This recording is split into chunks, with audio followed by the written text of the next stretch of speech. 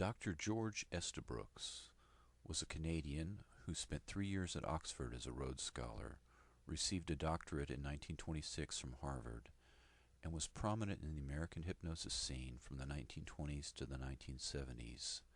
Head of Colgate University's Department of Psychology, published 60 articles and several books on hypnosis. Dr. Estabrooks' expertise was used by both the OSS, the precursor to the CIA, and the FBI. As soon as the OSS began, George Estabrooks started traveling to Washington, D.C. Estabrooks viewed persons who were susceptible to hypnosis, 20% of the general population, as fodder for any hypnotist with a notion of a higher purpose, be it research, profit, patriotism, or his own personal entertainment. This attitude echoed that of another prominent hypnotist, Dr. Cook, who in 1927 advised beginning hypnotists to develop a stable of hypnotic subjects. Quote, "First secure a good subject and practice upon him until you can hypnotize him with absolutely no difficulty, and then place him in the profound somnambulistic amnesic stages of hypnosis. Next, secure 2 or 3 more subjects and develop them, and thus gradually add to the number." The hypnotic state is referred to as somnambulistic amnesic by Dr. Cook because the hypnotic subject was unaware of the missing time and unknowing of his other life, the time he spent under hypnosis. Estabrooks publicly and privately promoted the use of hypno-programmed spies by both the military and police in peacetime. He suggested that police agents could gather information from the criminal class. Quote, "If allowed a free hand, the authorities could proceed to plant such prepared subjects, always with the idea of obtaining information which might sooner or later be of real use to the police." Estabrooks also suggested the creation of hypno-programmed messengers to convey secret information. He called for hypnotic conditioning in individuals who risk capture, such as Air Force pilots, to reinforce resistance against enemy interrogation and brainwashing. He also experimented with murder caused by indirect suggestion. During World War II, Estabrooks claimed to have used hypnosis to create an unwitting courier. U.S. soldiers were hypnotized and a second shell personality was created and given a detailed message to repeat to a contact. The soldier reported to the contact, was hypnotized again, and gave the secret message. The couriers were unaware of their mission and could not knowingly divulge the contents. Estabrooks stated that this and other mind control programs were operational during the Second World War. He envisioned an elaborate infiltration operation of a foreign government targeting key individuals who could control the course of events in that nation. Mind control victims could be placed in key positions and could be controlled without their being aware. Assassins who were programmed to kill would do so on demand and retain no memory of the act or the source of their motivation. This was verified by an MKUltra subproject that put 2 19-year-old girls under hypnosis, convincing one of the girls she was to wake her friend, and when she did not wake, to pick up a pistol and shoot her. The girl did exactly that under hypnosis and denied the deed when she was brought out of hypnosis and told what happened. Estabrooks described in detail how to program an unknowing hypnotic subject. He estimated that 10 hours of hypnosis would be enough to accomplish his basic intention, but he recommended a 10-month regimen for candidates who were to be both personality split and highly trained. His basic procedure in his book Hypnotism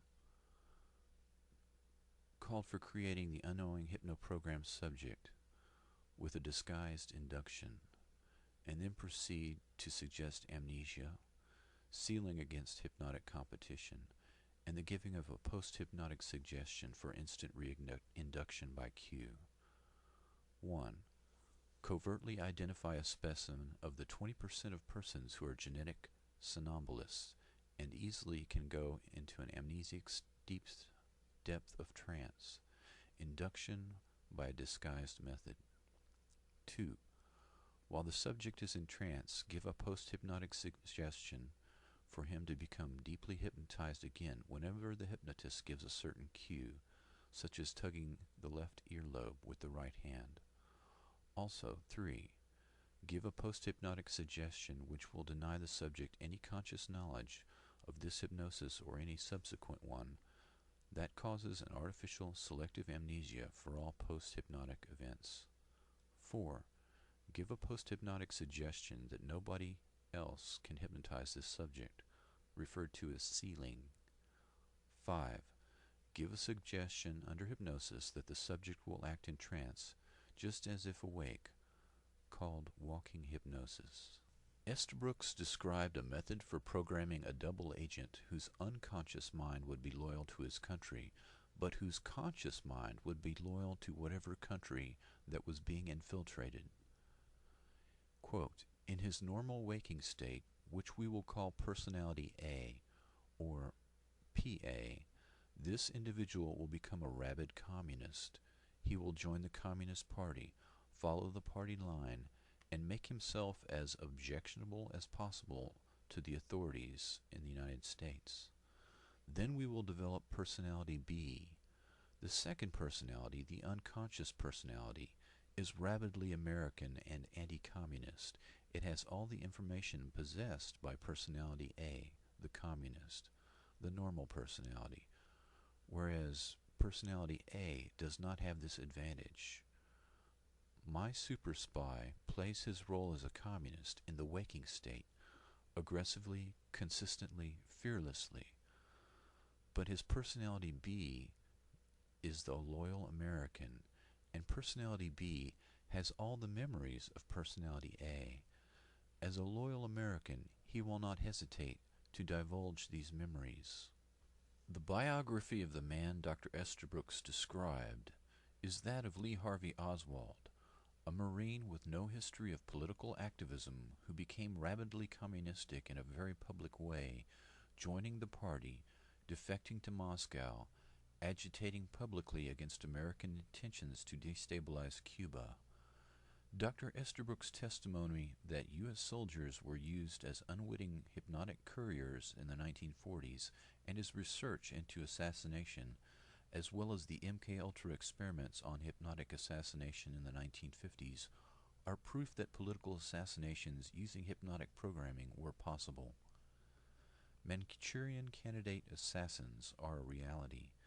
It has been proven that people can be made to do antisocial acts in a hypnotic state that they would retain no memory of in their normal conscious waking moments. It would be impossible to prove such a crime was committed unless the hypnotic subject were examined afterwards by an expert in hypnotic control. Oswald was immediately murdered by Jack Ruby. Ruby claimed he had been manipulated and that something had happened to him that he could not clearly elucidate. His claims that he was not insane were countered by the expert testimony of the examining psychiatrist for the government, Dr. Lewis West, who was deeply involved in MKUltra projects. Ruby died of a sudden onset terminal illness while in prison.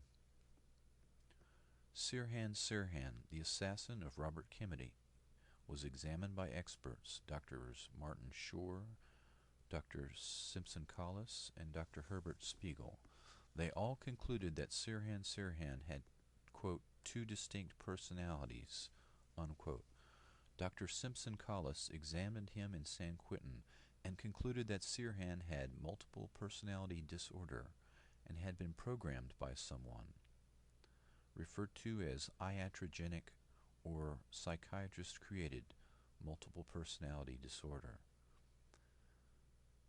If in fact these political assassinations of the 1960s were carried out as a COINTELPRO MKUltra type operation, the lack of direct links to the intelligence agencies involved would make them nearly impossible to prove in a court of law. A careful examination of the circumstantial evidence may, however, lead to some conclusions in the court of public opinion.